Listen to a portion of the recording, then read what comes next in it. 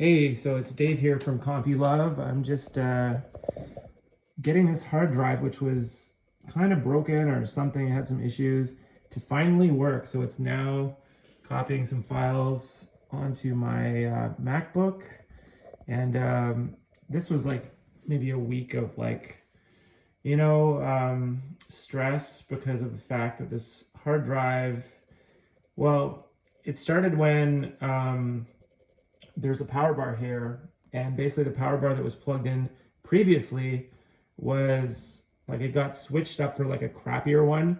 So the cord, which is this AC adapter here, that was plugged in and always was sort of the specific plug for this hard drive, melted and started to catch fire or something. There's like a grounding issue or some kind of overcharge, like the charge was too strong. Basically, so then this adapter crapped out, and then Kyle took it to his place and he put it, he tried to get it in with his computer and try to mount it there, which meant that this thing had to be sideways. But I always thought that this drive needed to not be sideways because I was always careful to not tip it over, like drop it, or flip it on its back or on its side. I never really knew why. I just thought that there was some kind of sensitive kind of like laser disc thing inside it. But that was 20 years ago. And I never really understood why until more recently. I was sort of getting into, data recovery stuff and researching this drive, and we took it and we basically tried to mount it, didn't mount, and then basically was researching some stuff in regards to this drive, and obviously it's out of its case. Its case is over here, like the original LaCie case, but it still powers up. But actually it wasn't powering up because it didn't have the adapter, but the adapter inside the back here was actually charred from the scorched power surge thing. And then so I was reluctant to actually plug it in, but then I plugged in this other external hard drive in it. It was fine.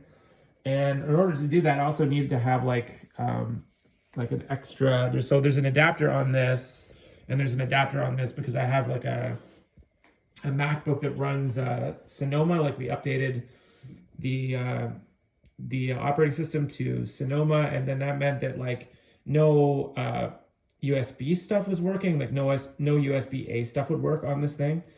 But actually it is working, because I think it just needed the right adapter.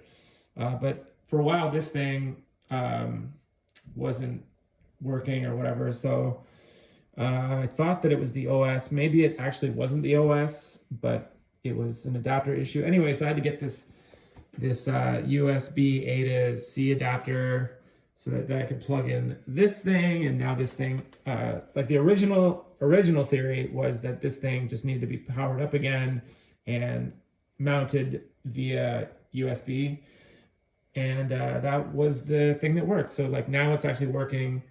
I'm a little confused as to the file sizes because I think I'm just tripping out because I just it's been a long day, I guess. And so I'm trying to figure out why these music files are fucking 200 gigabytes or something, just for a small folder of files. But at least it's reading and writing, and it's actually back in action. So it's stripped down to to its casing here, but it is working, and I'm glad that it's still alive because I thought this thing was dead when the power surge happened.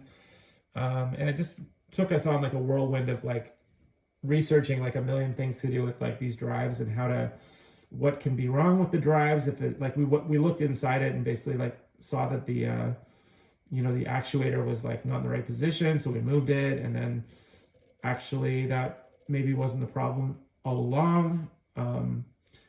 It was just maybe didn't like being sideways or whatever. So anyway, this thing is back in action. I'm just getting some stuff off it. Hopefully it doesn't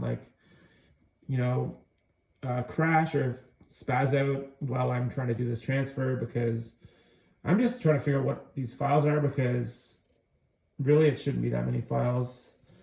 I'm just what am I doing here? So glad to have you back, sir. And then maybe I'll even put this back on it, but I lost the front of it, so can't really do that. And yeah, so that's it.